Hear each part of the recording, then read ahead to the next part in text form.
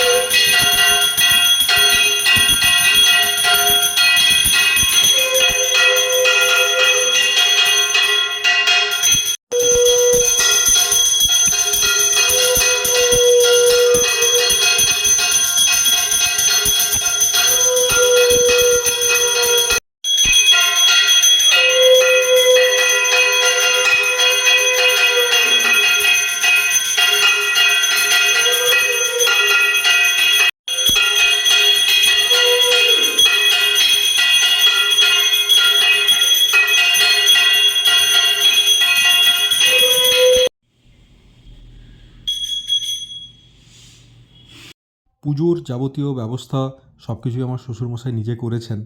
আমি পুষ্পাঞ্জলি দিয়েছিলাম। পুষ্পাঞ্জলি এর আগে কবে দিয়েছিলাম আমার ঠিক মনে নেই, সম্ভবত স্কুলে পড়াকালীন দিয়েছিলাম। বিয়ের পর এটা আমার প্রথম সরস্বতী পুজো শ্বশুরবাড়িতে। পুরানো দিনের স্মৃতিগুলো আবার মনে পড়ে যাচ্ছিল। সেই ভোরবেলা উঠে স্নান করে পরিষ্কার পোশাক পরে পুষ্পাঞ্জলি দিতে যাওয়ার যে একটা তাড়া। ভিডিওটি ভালো লাগলে আপনারা লাইক, কমেন্ট এবং শেয়ার করবেন। চ্যানেলটি সাবস্ক্রাইব করে আমার পাশে থাকবেন। দেখা হচ্ছে পরের ভিডিওতে। ভালো থাকবেন, সুস্থ থাকবেন। নমস্কার।